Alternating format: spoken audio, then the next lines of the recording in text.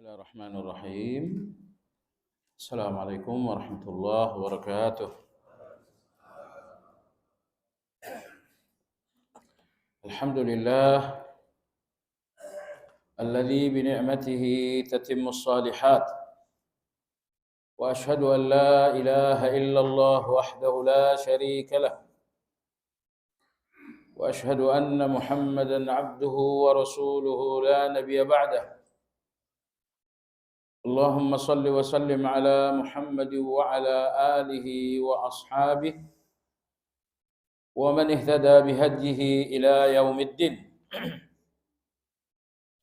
Ya ayyuhalladzina amanu ittaqullaha haqqa tuqatih wa la tamutunna illa wa antum muslimun.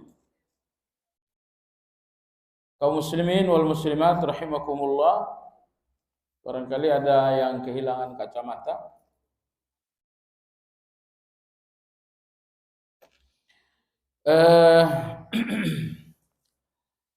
Pembahasan yang lalu dalam kajian Madarijus Salikin adalah tentang azam, atau disebut juga dengan azimah. Azam atau azimah. Dalam Al-Quran, azam ini selalu digandengkan dengan umur. Inna dzalika lamin azmil umur. Sesungguhnya yang demikian itu termasuk perkara-perkara yang harus menjadi azam. Beberapa kali Al-Quran menyebutkan kata azam. Azam artinya adalah tekad yang bulat, tekad yang kuat, sebuah tekad yang menghilangkan keraguan-raguan dan ketakutan untuk meninggalkan bisnis haram, masih takut nanti miskin. Anda lihat ada satu kebaikan, tapi Anda terbayang-bayangi dengan rasa takut. Anda belum berazam. Karena azam itu menghilangkan dua hal. Menghilangkan ragu, yang kedua menghilangkan rasa takut. Bahkan yang ketiga, azam juga menghilangkan rasa malas. Baik. Dari sekian nabi-nabi dan rasul-rasul, ada 5 orang yang oleh Allah dijuluki dengan ulul azmi, yang artinya adalah pemilik-pemilik tekad. Kenapa kelima nabi dan rasul ini oleh Allah digelari dengan ulul azmi? Jawabannya karena tekad mereka yang tidak sedikit pun mundur dengan tantangan dakwah yang luar biasa. Kita nih kalau berdakwah, bertemu dengan satu tantangan saja langsung mundur. Karena kita bukan ulul azmi. Tapi para nabi-nabi, terkhusus kelima orang nabi ulul azmi, mereka adalah 5 nabi dengan tantangan dakwah terberat. Namun betapapun tantangan dakwah sangat berat, sangat berisiko, mereka tidak mundur walau setapak langkah. Sampai Allah menggelari mereka dengan ulul azmi.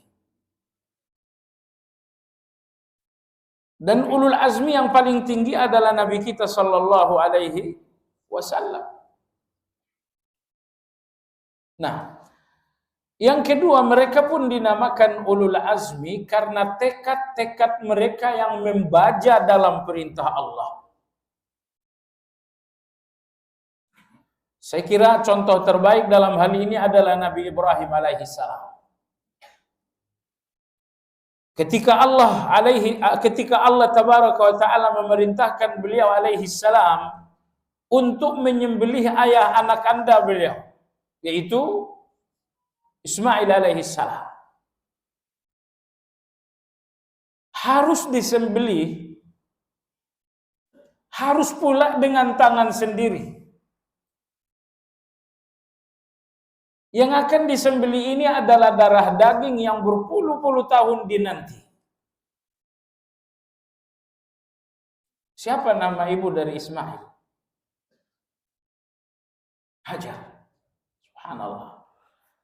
Anda masih ingat cerita bagaimana Nabi Ibrahim mendapatkan Hajar? Ketika penguasa yang jahat di sebuah negeri,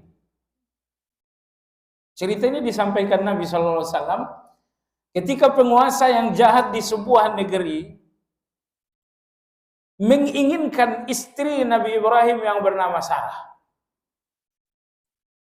Maka Nabi Ibrahim mengatakan, maka penguasa itu mengatakan, pengawal mengatakan, tentara mengatakan, ada musafir dengan istri yang cantiknya luar biasa. Raja mengatakan, bawa ke sini istrinya. Saya mau nanya, ini keadaan buruk nggak? Istri yang satu-satunya diambil oleh raja untuk dinikmati. Keburukan bukan? Tapi sesungguhnya keburukan dalam pandangan mata telanjang, bukan dengan pandangan mata hikmah. Jemaah sekalian, Anda ingat dalam cerita Nabi kita berkisah, Sarah radhiyallahu anha melakukan salat 2 rakaat. Kemudian dia berdoa kepada Allah, ya Allah, aku maka aku hari ini. Orang-orang yang menjaga kehormatan dalam keadaan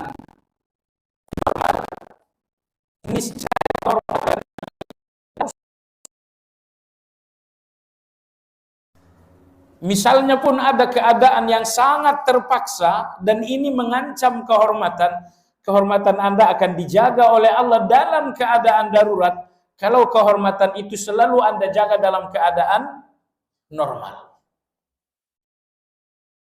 Sarah radhiyallahu anha menjaga kehormatan dalam keadaan normal. Dan sekarang beliau berada dalam keadaan darurat dan kehormatan beliau benar-benar terancam. Apa yang terjadi? Ternyata Allah menjaga. Penguasa ini tidak bisa menyentuh, tidak bisa menyentuh, tidak bisa menyentuh. Akhirnya penguasa ini mengurungkan niat.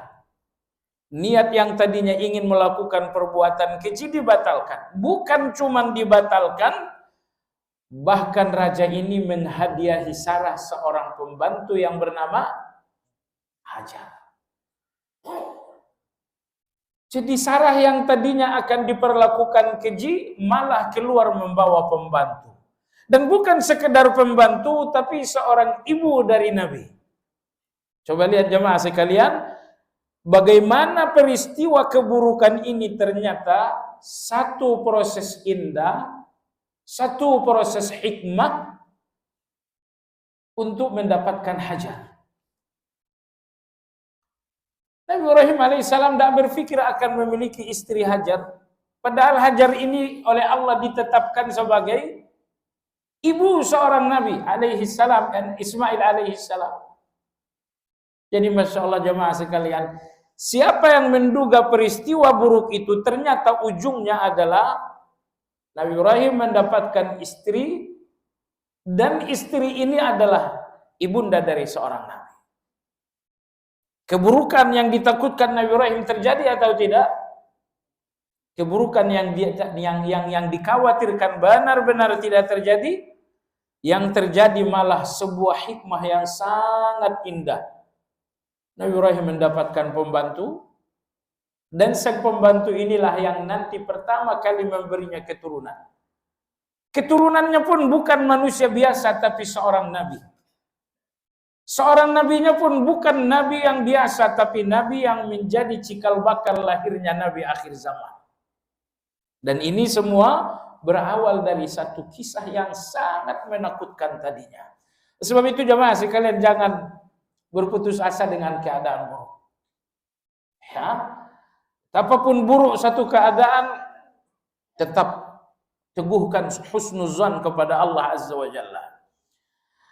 Baik, kita berbicara tentang azam, ketika Allah Azza wa Jalla perintahkan Nabi Ibrahim untuk menyembelih Ismail. Allah berfirman, "Inna hadza lahuwal bala'ul mubin." Ini penyembelihan Ismail benar-benar ujian yang sangat nyata.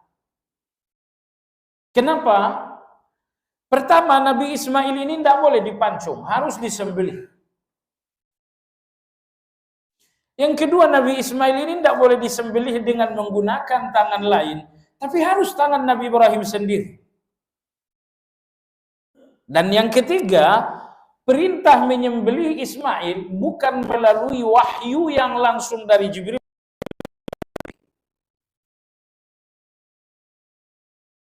melalui mimpi. Seandainya Jibril langsung menyampaikan perintah,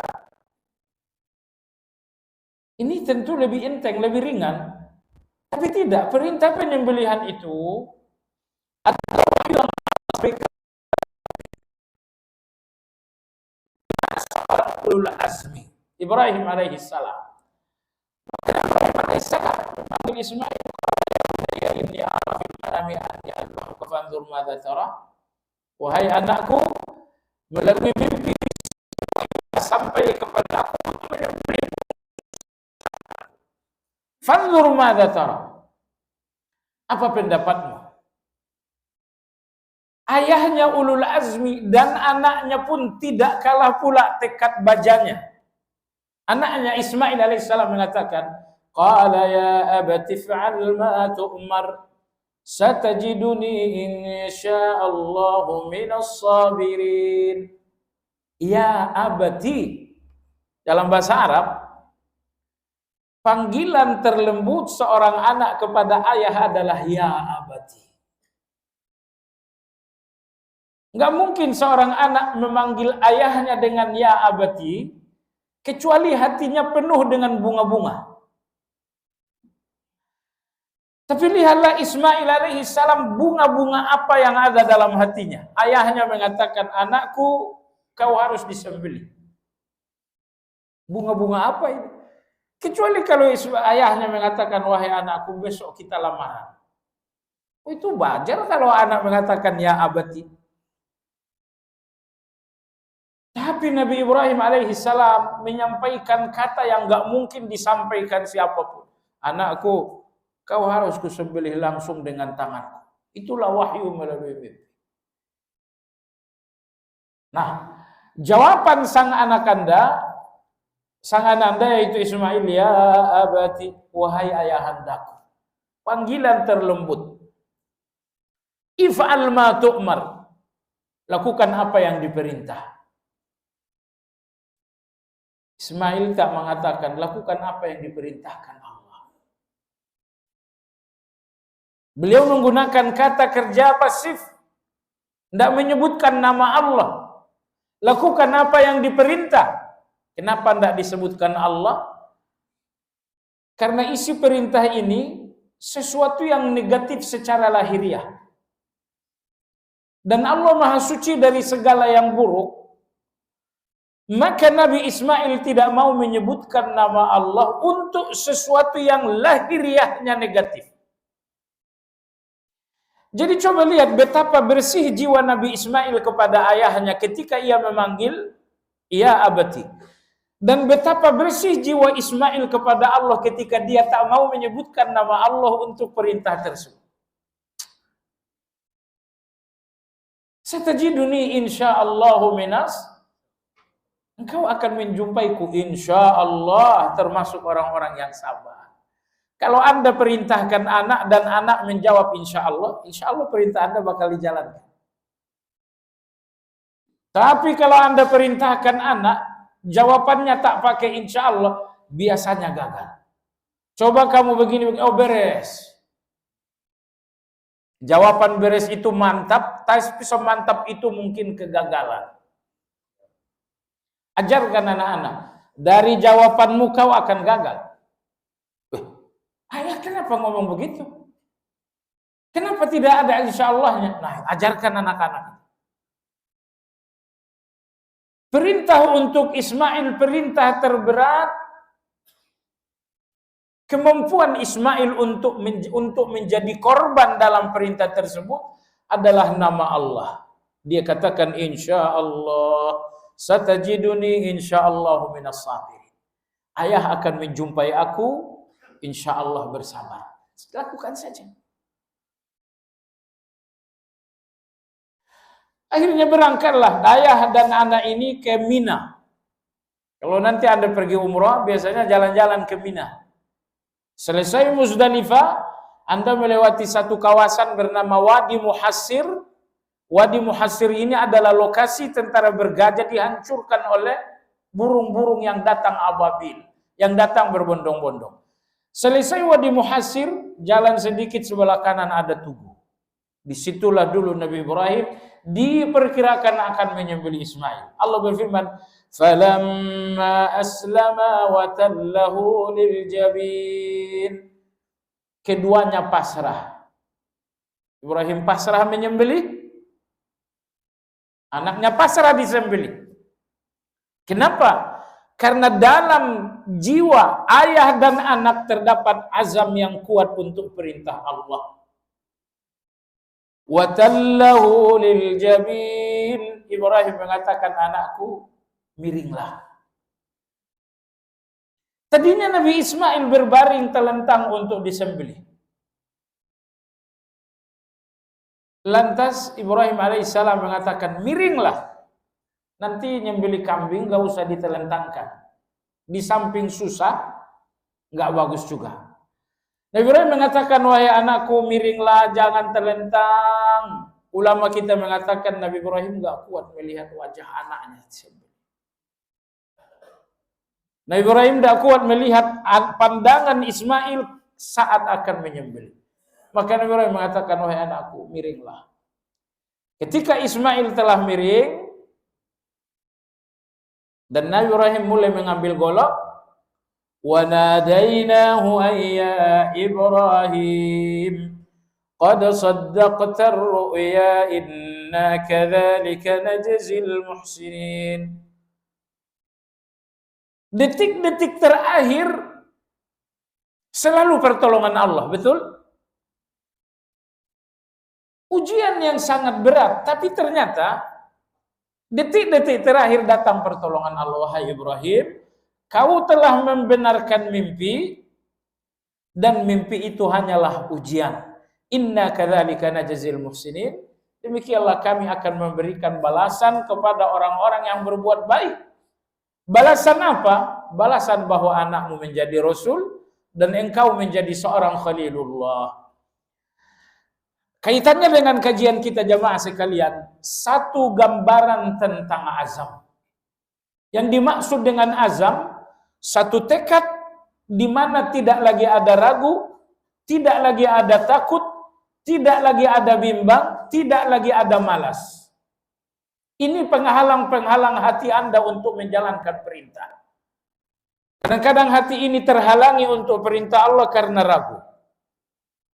Kadang-kadang hati terhalangi. Jika Anda ada azam, niscaya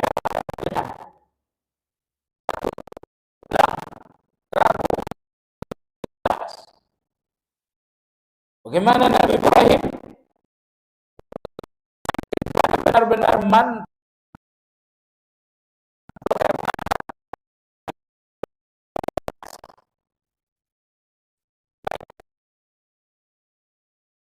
itu contoh azam dari kehidupan para nabi. Jemaah sekalian, kemarin telah disampaikan kepada antum tulisan ringkas mengenai azam, karena dalam buku ini Imam Ibnu Qayyim bicara azam hanya beberapa baris saja. Dan akhirnya dengan bantuan Allah kita sempurnakan pembahasan azam dengan menggali informasi yang lebih banyak tentang azam dari kitab-kitab Ibnu Qayyim juga. Pagi ini Anda lihat jemaah sekalian pembagian azam. Imam Ibnu Qayyim berkata azam terbagi dua. Yang pertama azam untuk memulai perjalanan ubudiyah. Azam untuk memulai perjalanan ubudiyah. Melalui kajian Anda telah dapatkan satu ibadah. Melalui informasi, bacaan dan lain-lain Anda telah temukan satu ibadah. Setelah ilmu menampakkan dan memberikan Anda satu ibadah, Anda membutuhkan langkah pertama. Langkah pertama Anda tentu ilmu, dan ilmu Anda tentang perintah dan larangan itu harus basirah. Itu kajian kemarin. Kalau perintah Allah dan larangan Allah telah Anda ambil dengan basirah, berarti tidak lagi ada kendala secara ilmiah. Baik, kebenaran perintah dan larangan telah sampai kepada Anda dengan basirah. Berikutnya, Anda membutuhkan azam. Anda membutuhkan azam. Azam untuk memulai perjalanan ubudiyah. Ini dinamakan dengan azam qasdi. Qasdi dari kata maksud. Azam qasdi adalah satu azam untuk Anda mengawali sebuah perjalanan ubudiyah. Jadi ubudiyah ini dinamakan perjalanan karena tidak selesai sekejap.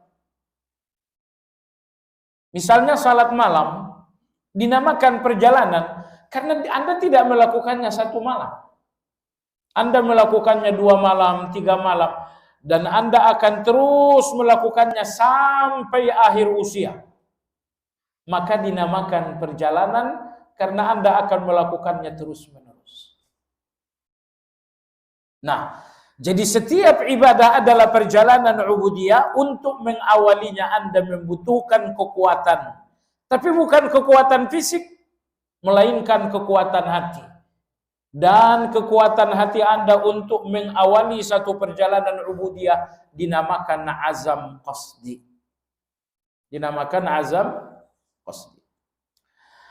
Baik, azam yang kedua adalah azam untuk tetap istiqamah di atas jalan ubudiyah. Kalau azam qasdi telah membuat Anda mengawali satu perjalanan ubudiyah, Anda membutuhkan azam yang kedua, yaitu azam untuk melanjutkan perjalanan. Ingat jamaah sekalian, Imam Ghazali rahimahullah mengatakan, perjalanan ibadah, perjalanan yang sangat panjang sementara usia kita singkat. Perjalanan ibadah, perjalanan yang mendaki sementara kita lemah. Perjalanan ibadah penuh tikungan-tikungan mematikan sementara kita sering lalai. Begitu kata Imam Ghazali rahimahullah. Perjalanan ubudiyah perjalanan yang panjang karena perjalanan sampai mati. Perjalanan yang sangat panjang sementara usia kita sangat singkat. Perjalanan yang penuh dengan pendakian sementara kita sangat lemah. Perjalanan penuh dengan tikungan-tikungan yang berbahaya sementara kita sangat sering lalai. Baik jemaah sekalian yang saya hormati, begitu gambaran beliau tentang perjalanan ubudiyah. Panjang bagi Anda yang melihat hidup ini lama. Tapi orang-orang beriman tak ada yang melihat hidup ini lama. Orang beriman melihat hidup ini singkat, sehingga perjalanan ubudiyah walaupun panjang, mereka mengatakan ini singkat. Mungkin besok selesai. Mungkin malam ini selesai. Cuman saya katakan jamaah sekalian, dengar baik-baik. Sebagian orang selesai dalam perjalanan ubudiyah hanya menyelesaikan satu ibadah, salat 5 waktu. Mungkin juga puasa Ramadan. Perjalanan ubudiyah mereka hanya menyelesaikan 2 perjalanan, salat dan puasa. Padahal berapa banyak perintah Allah untuk Anda jamaah sekalian. Imam Izz bin Abdus Salam dalam kitab Syajaratul Ma'arif, buku ini bagus untuk dibaca. Ditulis oleh ulama abad kelima. Beliau lahir di akhir abad kelima dan wafat pada tahun 678 Hijriah. Satu abad lebih tua dari Imam Ibn Taimiyah. Beliau menulis buku Syajaratul Ma'arif sangat bagus sekali. Dalam buku ini beliau mengatakan perintah-perintah Allah terhadap perintah-perintah Allah khusus terhadap hati manusia ada 165 perintah. Dan larangan-larangan Allah khusus terhadap hati saja ada 101 larangan.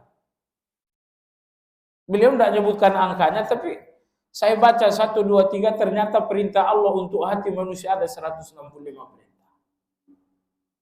Larangan-larangan Allah berhubungan dengan hati, beliau mengatakan A, B, C, lalu saya hitung 1, 2, ternyata ada sekitar 101 larangan Allah. Dan ini semuanya ibadah. Baik, pertanyaan jamaah sekalian. Seandainya esok atau lusa perjalanan ubudiyah Anda selesai, berapa ibadah yang berhasil Anda selesaikan? Sebagian orang hanya menyelesaikan perjalanan ibadah seperti di samping salat 10 ibadah, selesaikan 20 ibadah. Dan kalau perintah Allah terhadap hati 165, itu semuanya ibadah itu. Larangan.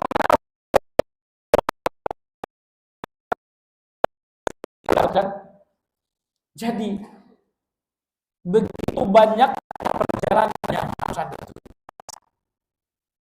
Kalau perjalanan ubudiyah ini hanya salat, selesai dengan mudah ini. Tapi setiap perintah Allah adalah perjalanan ibadah. Imam Ibnu Qayyim mengatakan, untuk mengawali perjalanan ibadah Anda membutuhkan azam qasdi. Tapi yang tidak kalah pentingnya, kata Imam Ibnu Qayyim, setelah Anda sampai dalam perjalanan pun telah berproses, mempertahankan perjalanan ini tetap berlangsung sampai akhir, Anda membutuhkan azam yang bernama azam fi'li. Azam fi'li ini disebut juga namanya dengan sabat. Sabat artinya kokoh. Di atas perjalanan Anda kokoh, tidak tergelincir. Di atas perjalanan Anda kokoh, tidak jatuh. Kokoh Anda di atas perjalanan dinamakan sabat. Dinamakan juga dengan azam fi'li. Jadi kalau kita ringkas dalam bahasa yang gampang, Anda membutuhkan azam untuk memulai perjalanan dan Anda membutuhkan sabat untuk melanjutkan perjalanan. Kita butuh azam untuk memulai perjalanan dan membutuhkan sabat untuk melanjutkan perjalanan. Kalau perjalanan tidak lanjut, tidak ada sabat, gagal kita akan husnul khatimah. Karena husnul khatimah ini punya tingkatan-tingkatan tersendiri. Tentu orang yang wafat dengan 100 ibadah istiqamah berbeda dengan seorang yang wafat hanya dengan 3 ibadah istiqamah. Dua-duanya sama-sama husnul khatimah. Tapi husnul khatimah yang pertama tentu lebih tinggi. Imam Ibnu Qayyim berkata, azam qasdi menjauhkan dari sikap lemah, keraguan, ketakutan. Ya, azam qasdi menjauhkan seseorang dari sikap lemah. Ah, saya nggak mampu. Ah, saya nggak bisa. Saya nggak mampu, saya nggak bisa. Kemarin ada satu yayasan di negeri Arab. Mereka mengkoordinir anak-anak kecil, ya SMP ke bawah, sampai ke paling kecil sekitar 9 tahun. Ini anak ini dikoordinir di seluruh negara Arab. Negara Arab berjumlah 21 negara, itu dikoordinir jumlahnya 200 sekian anak. Nah, anak ini dibawa berkemah ke Istanbul, berkemah dengan fasilitas yang luar biasa, enak, bagus, pemandangan bagus. Tapi misinya apa? Berkemah selama 2 minggu, misinya hanya untuk Al-Quran. Ya, begitu sampai di perkemahan yang pertama kali, handphone kalian serahkan. Oh, bagi anak sekarang kehilangan handphone itu azabun azim. Itu azab yang sangat pedih. Ini peserta kemah tidak dikabarkan sebelumnya. Jadi begitu sampai di lokasi, proses kemah mulai, maka panitia mengatakan, anak-anak sekalian, handphone serahkan ke panitia. Oh, kaget semuanya. Tapi ini sudah undang-undang. Akhirnya handphone diserahkan, azabun alim. Sudah. Ini kemah tujuannya adalah untuk Al-Quran. Silakan baca Quran, silakan murojaah Al-Quran. Yang membuat saya teriris, anak kecil mungkin usianya sekitar 9 tahun. Diwawancarai. Waktu ditanya, Anda kira-kira khatam Quran berapa kali? Anak ini subhanallah mengatakan, sehari sekitar 2 kali. 9 tahun. Kamu hafal khatam Quran berapa? Sekali 5 hari, sekali seminggu? Kata dia, mungkin sehari saya hanya bisa 2 kali khatam. Jadi selama mereka berkemah, tujuannya itu saja. Kamu sudah khatam, ya udah besok. Jadi selama 2 minggu, anak-anak ini cuma baca Quran, khatam, baca Quran, khatam, baca Quran, khatam. Baik jamaah sekalian yang saya hormati, tentu dari anak-anak ini dalam jumlah besar sudah hafal Quran, dalam jumlah yang besar pula sudah muhsin, sudah apa namanya? Tahsinnya sudah bagus. Nah, jadi baik. Kalau di kita bikin kemah seperti ini laku nggak? Kalau hadiahnya satu anak 1 miliar laku. Ini hadiahnya enggak, hadiahnya cuma jalan-jalan saja. Baik jamaah sekalian yang saya hormati. Jadi azam qasdi, azam ini kata beliau menjauhkan seseorang dari sikap lemah. Saya enggak mampu, saya enggak bisa, saya udah enggak berdaya. Alasan tidak mampu, alasan tidak lagi bisa, ini semua menunjukkan, ini semua adalah sikap lemah. Ingat jamaah sekalian, alasan saya tidak mampu, alasan saya tidak bisa, alasan ini boleh untuk dunia, tapi tidak boleh untuk surga.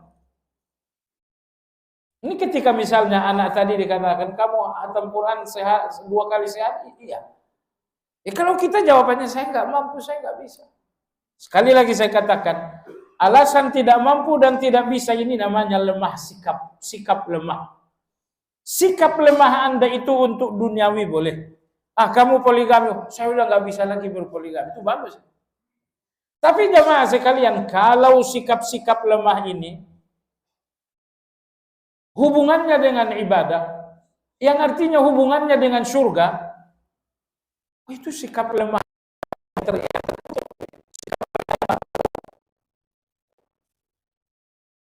Berikutnya, yang ketakutan. Anda masih ingat dalam kajian kita tentang basirah? Basirah itu ilmu yang melepaskan Anda dari keraguan. Maka basirah adalah awal dari,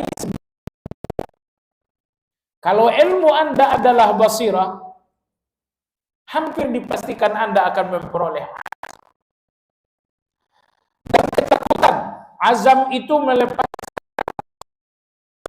banyak ibadah-ibadah yang kadang-kadang membuat kita takut. Tapi itu karena azam kita lemah. Di dalam azam yang kuat, tidak ditemukan ketakutan sama sekali. Berikutnya beliau mengatakan, dan azam thabat atau thabat, kita singkat demikian, menjauhkan seseorang dari malas. Nah, dalam proses perjalanan ubudiyah tahu-tahu Anda futur. Tahu-tahu Anda bosan. Tahu-tahu Anda malas. Kenapa? Kenapa saya bosan? Kenapa saya malas? Karena hati Anda sudah mengalami sabat yang mulai usang. Kalau sabat Anda sudah mulai usang, sudah mulai lemah,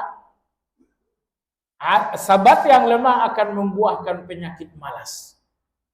Akan mendatangkan penyakit futur. Anda mulai bosan dengan amal-amal ini. Kenapa? Karena hati Anda sudah mengalami sabat. Jadi ini dua vitamin. Vitamin azam melepaskan Anda dari penyakit lemah dan ragu-ragu. Vitamin sabat melepaskan Anda dari penyakit malas dan bosan. Ibnu Qayyim berkata keduanya adalah simpul kebahagiaan seorang hamba. Kebahagiaan seorang hamba ada dalam keduanya. Kalau Anda memiliki azam, Anda memiliki sabat, Anda orang paling bahagia. Karena kalau Anda memiliki azam dan sabat, berarti Anda memiliki amal, dan amal itu pun istiqamah. Disebabkan karena azam Anda memiliki amal, disebabkan karena sabat Anda istiqamah dalam amal. Maka memiliki azam, memiliki sabat, kata beliau, duanya adalah simpul kebahagiaan seseorang. Karena di dalamnya terkandung kejujuran kepada Allah. Imam Ibnu Qayyim mengatakan, kapan seseorang dinamakan jujur kepada Allah? Jawabannya, apabila di setiap larangan dan perintah Allah dia memiliki azam dan sabat. Kita ini orang-orang yang jujur nggak? Baik. Hadis ini diriwayatkan dari 3 sahabat Nabi SAW. Anda dengarkan hadis ini. Kata Nabi SAW, hal ukhbirukum bi ahlil jannati minar rijal? Maukah aku kabarkan kalian penghuni-penghuni surga dari laki-laki?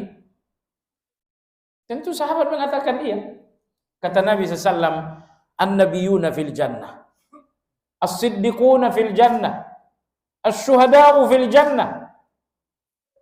Kata Nabi SAW, penghuni surga dari laki-laki ada 4. Yang pertama, nabi-nabi. Yang kedua, siddiqun. Ini yang kita bicarakan. Orang-orang yang jujur dengan Allah. Nomor 3 adalah syuhada. Yang keempat siapa? Warajulun yazuru akhan lahu fi nahiyatil amsar la yazuruhu illa lillah. Seseorang yang sengaja menempuh perjalanan jauh untuk mengunjungi seorang teman dan hanya mengunjunginya karena Allah. Misalkan Anda punya kawan tinggal di Puncak Wijaya. Puncak Wijaya di mana? Papua. Anda menempuh perjalanan yang sangat jauh untuk mengunjunginya semata-mata karena Allah. Kata Nabi, ini adalah ahli surga. Jadi kata Nabi, inilah 4 ahli surga dari laki-laki. Nabi-nabi, siddiqun, syuhada. Yang keempat, seseorang yang mengunjungi teman di negeri yang jauh, di tempat yang jauh. Kalau mengunjungi kawan cuma di Kalimanggis tidak masuk. Mengunjungi kawan cuma di Cijantung yang enggak masuk.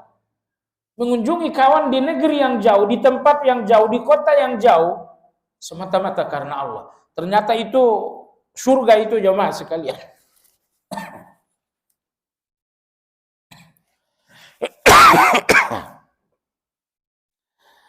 Baik. Kata Nabi sallallahu alaihi wasallam, "Wa hal ukhbirukum bi ahlil jannati minan nisa?" Apa kalian mau aku kabarkan penghuni surga dari wanita? Kalau Anda mau tidak? Kawan-kawan di belakang mau. Kata Nabi, penghuni surga dari perempuan ada 3. Yang pertama wadud. Apa itu wadud? seorang istri yang setia kepada suami. Jadi kalau ada seorang istri yang sudah berselingkuh, sebentar-sebentar minta cerai, itu ciri-ciri tak setia itu. Salah dikit ceraikan saya, salah dikit ceraikan saya.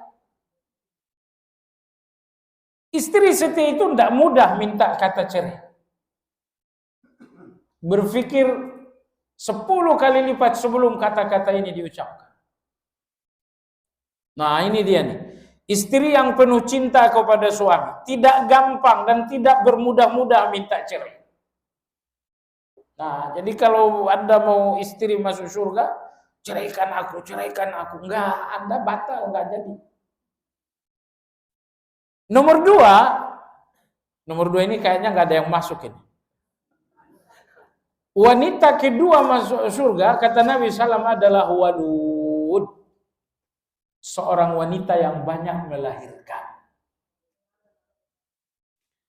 Kalau orang tua kita di kampung berapa kali melahirkan? Anaknya 8, anaknya 12. Ternyata wanita yang banyak melahirkan itu termasuk ciri-ciri penghuni surga.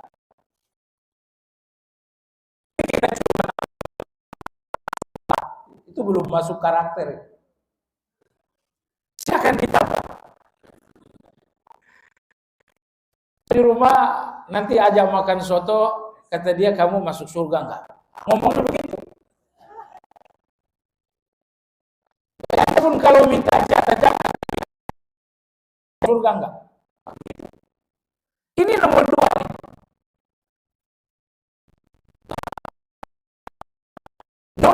Nomor tiga ini agak berat. Apa tuh? A'ud. Seorang wanita yang a'ud. Apa itu a'ud? Idza ghadibat minhu aw ghadiba minha, apabila dia marah kepada suami ataupun suami marah kepada dia, si istri mengatakan hazihi yadi fi yadik. Aku sepenuhnya dalam tanggung jawab. Lam adzuq ghaddan hatta tarda anni. Sekejap aku tidak akan tidur sebelum kamu ridha. Apabila mereka bersengketa, entah suami yang marah duluan atau dia yang marah duluan, perlahan dia dekati suami. Dia mengatakan, wahai Abu Fulan, sedetik pun saya nggak akan tidur sebelum kamu ridho dengan saya. Oh, ini amunisi buat bapak-bapak ini. Tapi ibu-ibu jangan merasa dibidik dengan amunisi ini. Anda lihat, hadis ini semata-mata agar Anda masuk surga. Jangan Anda berpikir, oh enak betul laki-laki. Oh bukan. Bukan ini enak buat laki-laki Anda yang enak, karena Anda dapatkan surga. Suami Anda yang mendapatkan ridho dong dengan aku, dia nggak dapat apa-apa. Suami Anda nih, Anda datang kepada suami, aku nggak tidur kalau kamu nggak ridho. Lalu suami Anda mengatakan, oke kamu saya maafin. Suami Anda dapat apa? Suami Anda nggak dapat apa-apa. Kecuali hatinya tenang. Tapi Anda yang ngomong tadi, Anda dapatkan surga. Kenapa Nabi mengatakan hal seperti ini? Karena minta maaf dari seorang perempuan sesuatu yang sangat berat. Minta maaf, minta ridho seorang perempuan sangat berat. Maka Nabi mengatakan, minta maaflah kepada suami, minta ridhonya, kau dapat surga. Sampai-sampai Nabi janjikan surga untuk wanita yang rendah hati minta ridho kepada suami. Kenapa? Karena rata-rata perempuan berat minta ridho itu. Baik. Jadi berapa laki-laki surga tadi? 4. Wanita surga 3. Hubungannya dengan kajian kita adalah nomor 2. Kata Nabi SAW, laki-laki surga pertama adalah Nabi. Jelas bukan kita orangnya. Yang kedua adalah Siddiq. Siapa Siddiq? Di sini Ibnu Qayyim mengatakan, seseorang dinamakan Siddiq kepada Allah apabila di setiap perintah dan larangan Allah dia memiliki 2 hal. Yaitu azam, satu lagi sabat. Begitu ada perintah Allah, Anda berikan azam dan sabat. Begitu ada larangan Allah, Anda berikan azam dan sabar. Azam dan sabat Anda di setiap perintah dan larangan Allah menunjukkan bahwa Anda adalah siddiq. Bahwa Anda adalah orang yang jujur kepada Allah. Apa yang dikatakan Ibnu Qayyim ini tepat sekali.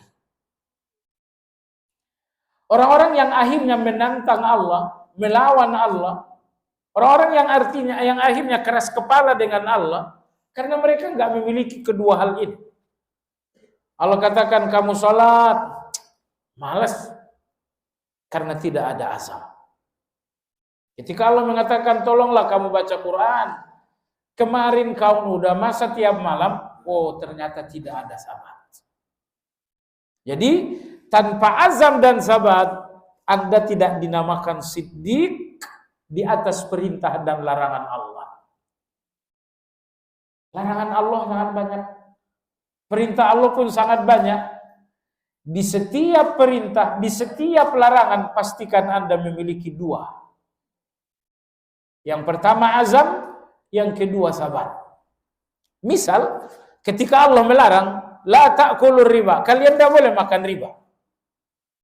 Nggak boleh makan riba, nggak boleh. Gaji saya 65 juta dari riba. Oh, jangan. Allah melarang. Anda berazamlah meninggalkannya, walaupun Anda memperoleh keuntungan. Setelah Anda berazam, Anda meninggalkannya, ternyata seiring berjalan waktu 2 minggu, 3 minggu, Anda mulai masuk angin. Tadinya 65 juta sebulan, sekarang nggak dapat apa-apa lagi. Anda berpikir untuk berbalik arah lagi. Anda berpikir balik arah karena Anda tidak sabat. Karena Anda tidak sabat. Sabat artinya adalah kokoh. Sabat artinya adalah kokoh.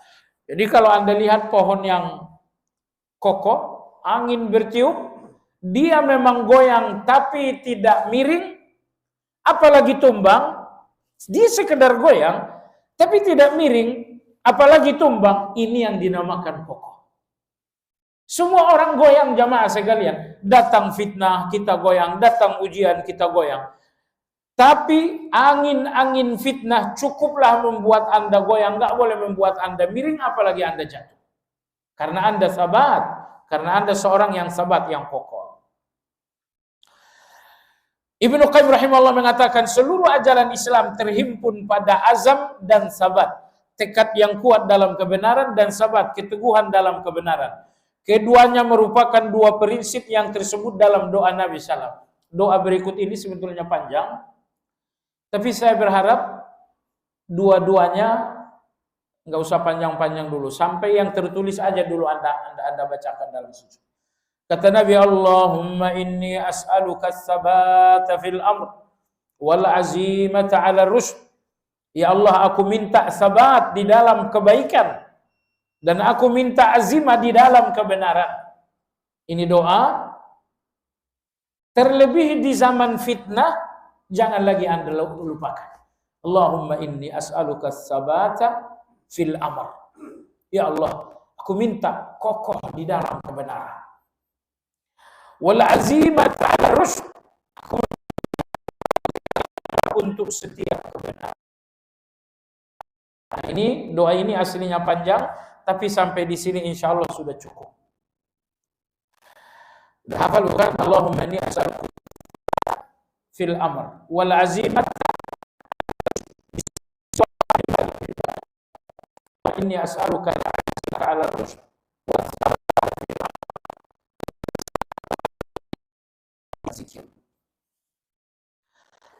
Kata Imam Ibnu Qayyim rahimahullah, syukur berpangkal pada azam yang jujur dan sabar berawal dari sabat yang kokoh.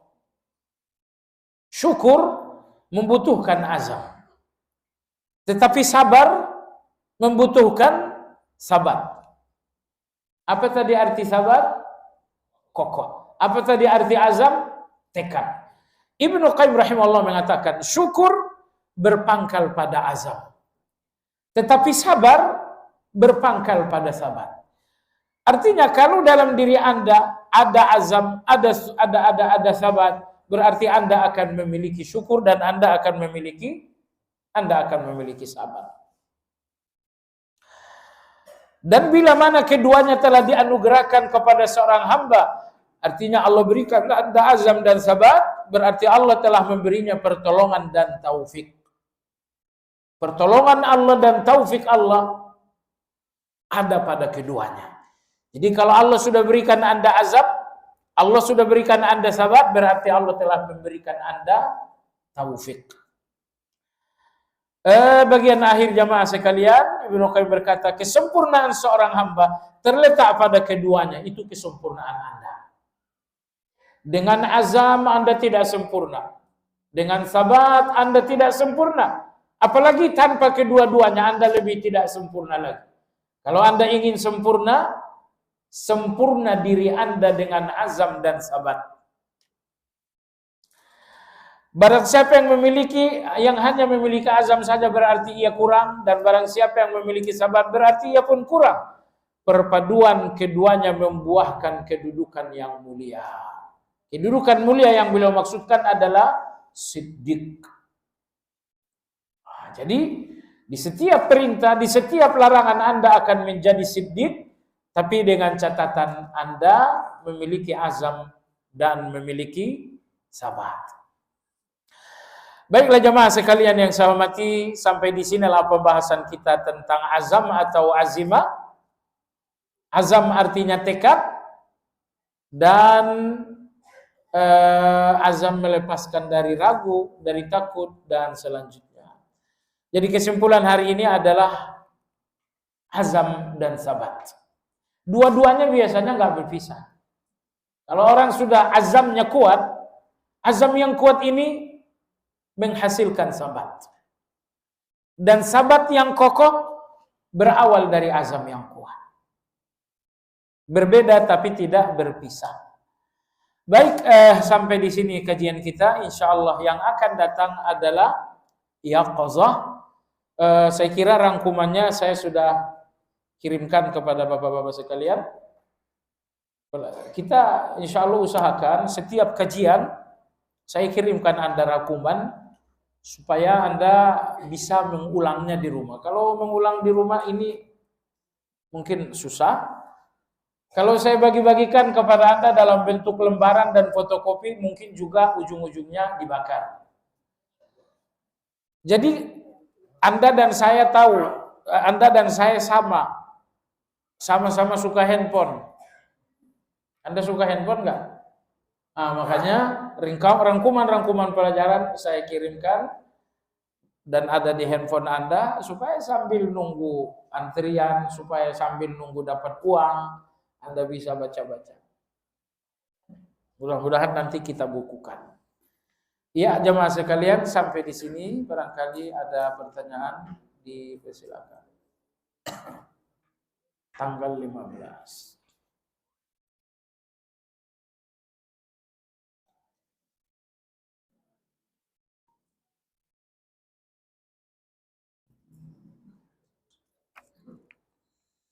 Apakah ujian kepada setiap muslim sebagaimana disebut dalam Al-Quran itu dialamatkan juga kepada orang-orang kafir?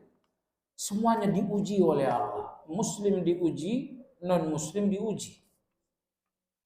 Yang berbeda ujian seorang muslim menjadi pahala, dan ujian bagi seorang muslim tidak jadi pahala. Jadi sama-sama diuji oleh Allah Azza wa Jalla. Tapi siapa yang ujiannya paling besar? Jawabannya siapa orang yang paling berisi hatinya? Orang-orang muslim itu hatinya kosong. Ujian untuk mereka ujian yang sangat lemah. Ujian untuk mereka ujian yang ringan. 1 tambah 1. Diuji oleh Allah, tapi ujiannya paling banter kali-kali 3. Tapi hati Anda penuh dengan iman.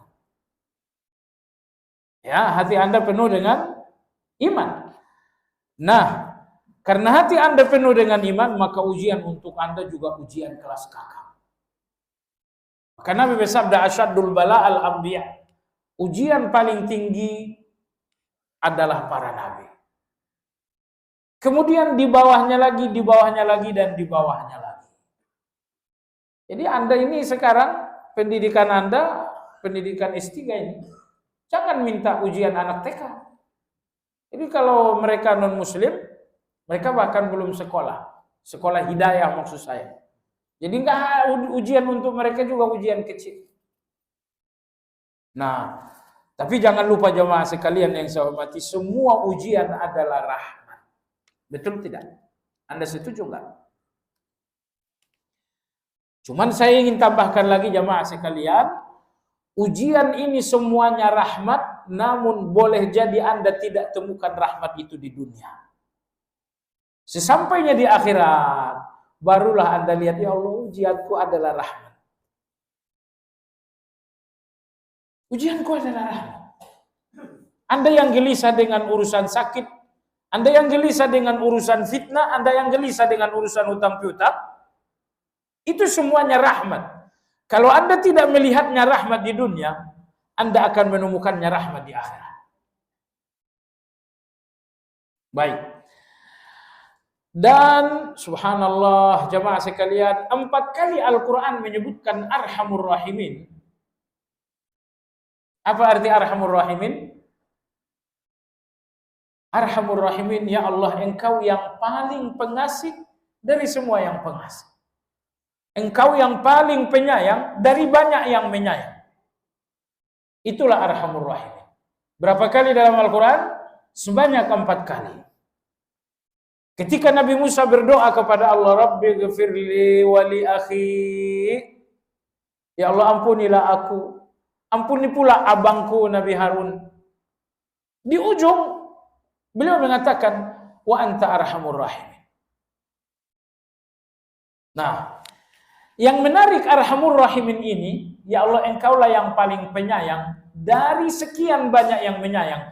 2 kali Arhamur Rahimin justru datang dari tengah-tengah ujian. Yakub alaihi salam hari itu didatangi anak-anak yang telah membawa Binyamin. Anak-anaknya mengatakan, wahai ayah, kami telah kembali, tapi Binyamin sudah tertangkap oleh kerajaan. Nah, Yakub mengatakan, kalian menghilangkan Yusuf. Dan hari ini kalian pun menjebloskan Binyamin ke dalam penjara. 2 anakku hilang bukan oleh orang lain, tapi oleh anakku sendiri.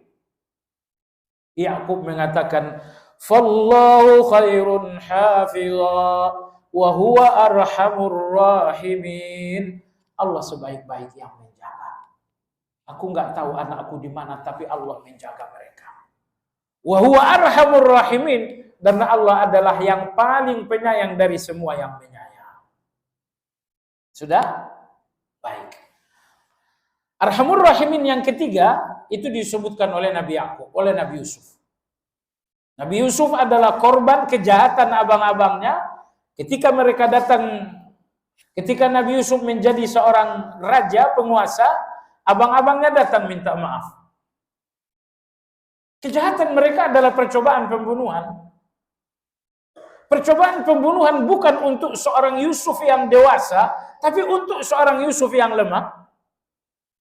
Mereka datang, mereka mengatakan minta maaf, minta maaf, minta maaf. Yusuf mengatakan, qala la tasriba alaikumul yawma yaghfirullahu lakum wa huwa arhamur rahimin.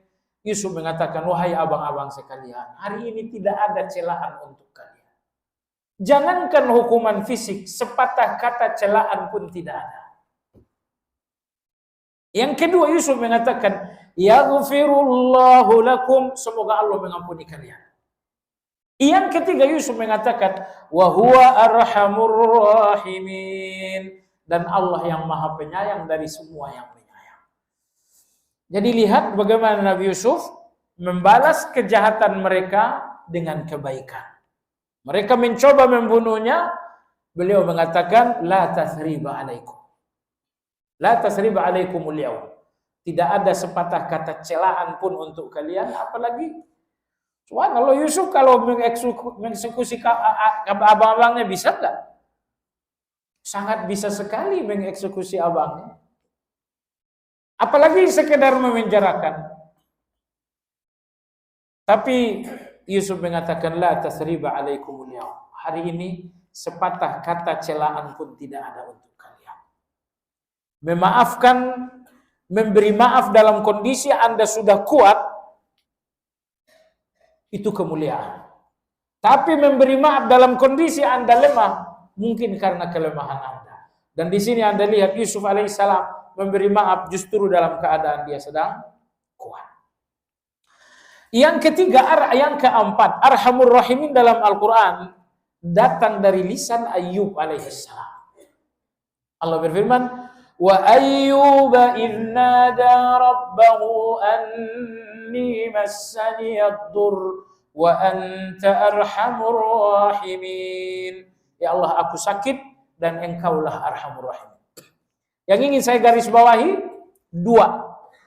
Yakub kehilangan dua anak dan dia mengatakan wa anta arhamur rahim. Ayub sakit belasan tahun dan dia mengatakan wa anta arhamur rahim. Maksud saya apa? Di dalam ujian yang pertama kali lemah adalah keyakinan hati bahwa Allah arhamur rahim.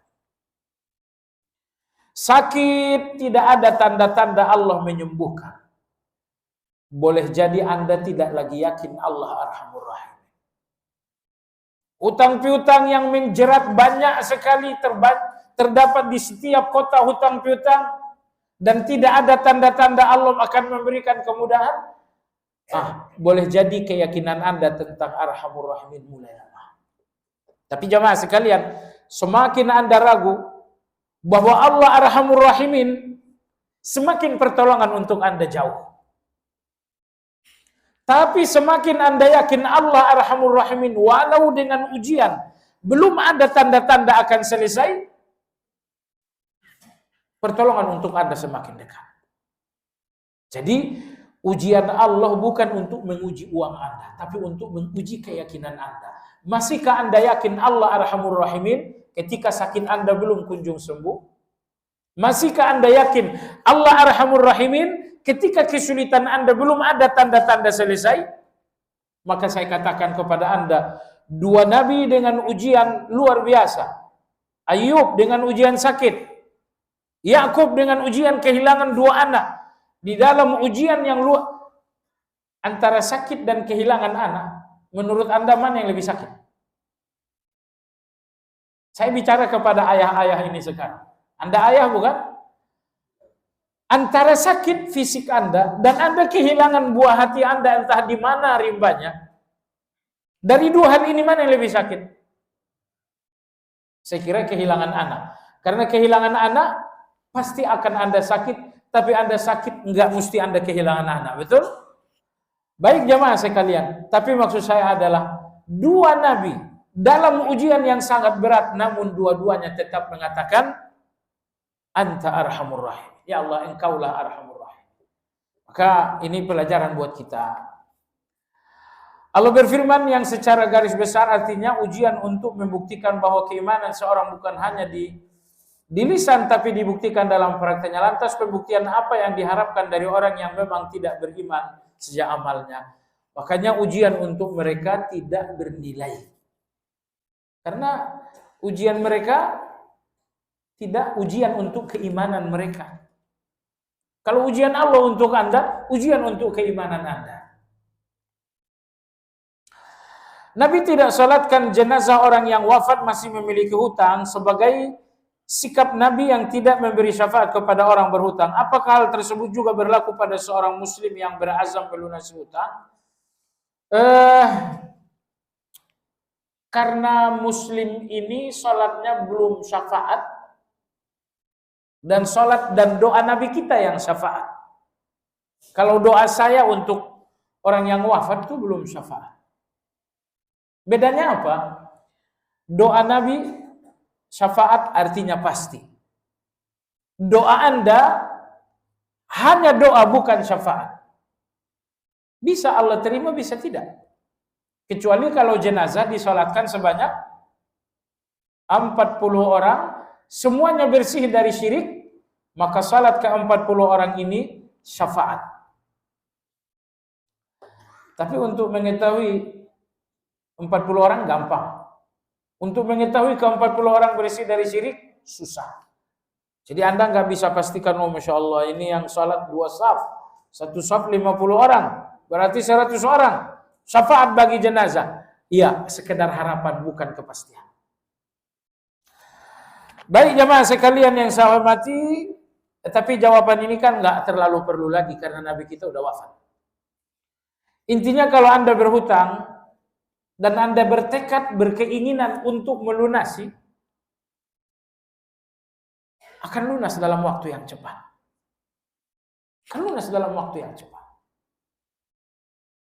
Maka Nabi bersabda, "Man akhadha mala akhiri wa yuridu ada'ahu addallahu anhu." Siapa yang mengambil harta orang lain melalui hutang-hutang dan lain-lain dan dia bertekad untuk melunasi, maka Allah yang sendiri yang akan melunasi. Apa maksud hadis Allah akan melunasi? Maksudnya Allah akan memberikan keajaiban untuk lunas.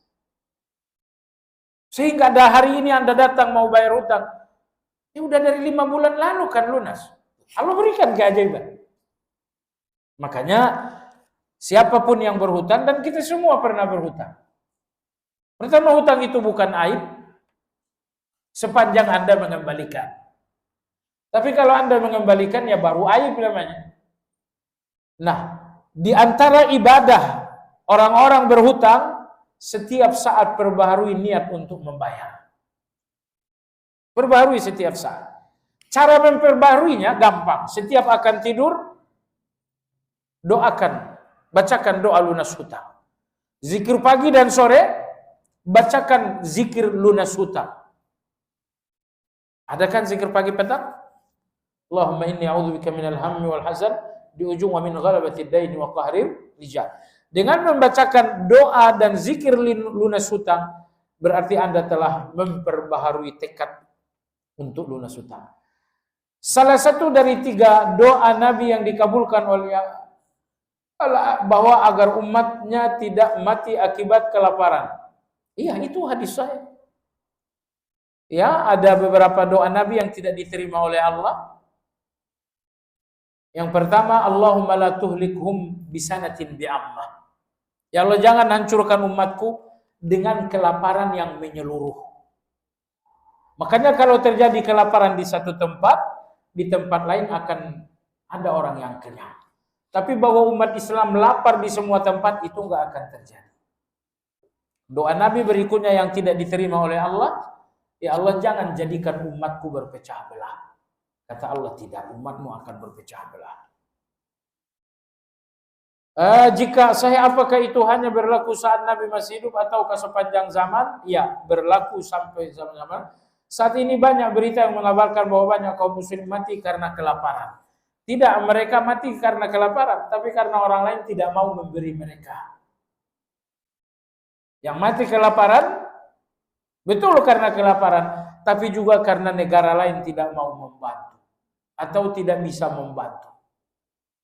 Maka tadi kita bilang, tidak ada umat yang mati kelaparan. Allah tidak akan menghukum umat melalui doa Nabi dengan kelaparan yang menyeluruh.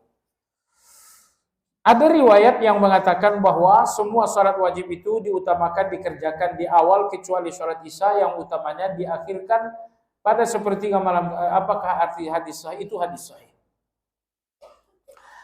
Dalam hadis riwayat Anas, beliau mengatakan sahabat-sahabat duduk menunggu Nabi untuk salat Isya sampai hatta takhfiqa ru'usahum.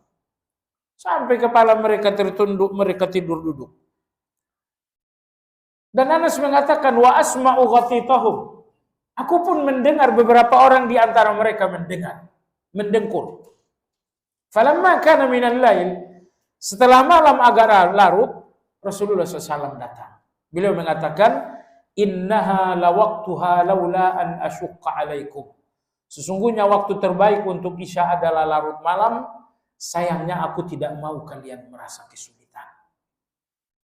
Nah, tapi ini berlaku kalau jamaah. Jadi Anda jangan berpikir, oh kalian sholat aja di masjid berjamaah, saya nanti sepertiga terakhir. Salah. Sepertiga terakhir mengakhirkan Isya diutamakan dengan catatan ada jamaah. Jamaah masjid bukan jamaah rumah. Jamaah masjid. Kalau jamaah di rumah itu nggak menguntungkan Islam. Tapi kalau Anda jamaah ke masjid itu menguntungkan Islam. Karena jamaah Anda di masjid ini akan menjadi syiar. Jika riwayat itu saya, kemudian seorang muslim yang mengamalkannya, tapi kalau sebelum menjalankan sholat isya dia meninggal dunia, apakah dia justru dihukum orang yang lalai karena menunda menjalankan sholatnya sesudah datang waktunya? Sekali lagi ini salah. Mestinya kalau jamaah ada di awal waktu, ikuti jamaah. Saya kira di Indonesia nggak ada sholat isya di jam 12. Semua sholat di Indonesia di awal waktu. Maka jangan ditunggu lagi malam hari, karena nggak ada jamaah di malam hari. Bagaimana cara mensyukuri dan menerima yang dirasakan, menerima takdir yang dirasakan takdirnya yang buruk, misalnya dalam menghadapi musibah yang besar, hutang habis karena ditipu atau ditimpa keburukan. Ya, cara menerima takdir yang besar, buruk, berat adalah Anda tahu bahwa itu keputusan Allah, itu nomor satu. Anda ditipu orang sampai bangkrut, ya. Itu keputusan Allah enggak? Iya. Allah hanya memilih orang ini, tapi 50.000 tahun sebelum langit dan bumi diciptakan, Allah udah catat bahwa Anda akan ditipu seseorang. Itu catatan Allah. Cuman Allah memilih orang ini untuk jalan catatan itu menjadi nyata kepada Anda. Tapi ingat, sebelum orang ini menipu Anda, tipuan untuk Anda sudah dicatat oleh Allah. Ini sadari baik-baik. Kalau Anda sadar, Anda akan lebih mudah menerima takdir. Takdir itu berat karena Anda hubungkan dengan manusia. Fulan itu yang membuat takdir berat. Tapi kalau takdir Anda hubungkan dengan Allah, ternyata semua takdir itu mudah. Kamu ditipu orang berapa? 5 miliar. Iya, tapi 50.000 tahun lalu Allah udah catat ini. Itu lebih gampang jemaah sekalian. Saya punya kawan, kita lagi jalan bareng. Tiba-tiba dia agak histeris. Ada apa? Kata dia, saya harus pulang ke rumah. Sampai di rumah saya telepon, ada apa sih? Kata dia, anak saya meninggal. Meninggal bagaimana? Anak saya selesai sekolah, dijemput oleh abangnya, naik motor. Jadi si abang bonceng adik naik motor. Begitu sampai di flyover Cilengsi, lewat Mayasari. Mayasari ini kelakson sekecang-kencangnya. Kagetlah anak yang sedang dibonceng ini, jatuh dan langsung dilindas oleh Mayasari.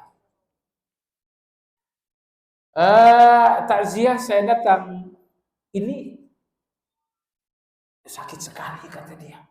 Tadi pagi kita makan bareng, ketawa-ketawa kita makan bareng. Sekarang saya bilang ini udah dicatat 50.000 tahun lalu.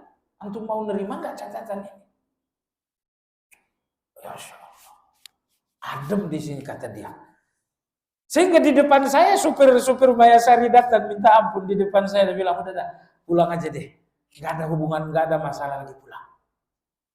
Jadi masalahnya, jadi ternyata jemaah sekalian, takdir seberat apapun kalau Anda sadar ini udah dicatat 50.000 tahun sebelum langit bumi diciptakan, itu menjadi ringan. Jadi yang bikin takdir itu berat, Anda hubungkan dengan dokter yang salah obat, Anda hubungkan dengan si fulan yang penipu. Udah jangan hubungkan lagi. Hanya saja dari awal agama udah mengatakan jangan bergaul dengan orang buruk. Supaya apa? Supaya Anda nggak tertipu. Baik. Bagaimana mengajak tetangga ikut salat berjamaah di masjid? Ya ajak aja sambil bercanda. Ajak sambil bercanda. Kalau terlalu serius nanti tetangga kita juga nggak responnya nggak bagus. Alhamdulillah wassalatu wassalamu ala. Kapan kita sholat ke masjid? Nah, itu terlalu serius. Ajak bercanda. Sekarang di masjid ada kopi. Ayo ngopi di masjid. Itu enak. Seseorang yang sudah bersikap kokoh dan azam namun dalam cara beribadahnya tidak sesuai dengan cara Rasulullah sallallahu alaihi wasallam. Iya. Dia sudah azam, dia sudah sabat, tapi cara ibadahnya belum ittiba. Nah, jemaah sekalian yang saya hormati, azam dan ittiba itu di atas perintah, juga di atas larangan. Berittiba termasuk perintah dari Allah Subhanahu wa taala. Ini berarti azam dan sabat yang masih perlu disempurnakan. Azam sabatnya untuk sholat udah bagus, tapi azam sabatnya harus dengan sholat yang sesuai sunnah. Itu supaya pahalanya lebih besar. Demikian kajian kita hari ini, mengingatkan antum semua bahwa hari ini jam 10 ada kajian Al-Adabul Mufrad ditulis oleh Imam Bukhari di Masjid Ibnu Katsir. Bagi Anda yang ingin nambahkan ilmu dan nambahkan ibadah, berusahalah untuk hadir. Baik jamaah sekalian, kita sudahi dengan zikir kafaratul majlis. Subhanakallahumma wa bihamdika asyhadu an la ilaha illa anta astaghfiruka wa atubu ilaik. Alhamdulillahirabbil alamin. Assalamualaikum warahmatullahi wabarakatuh.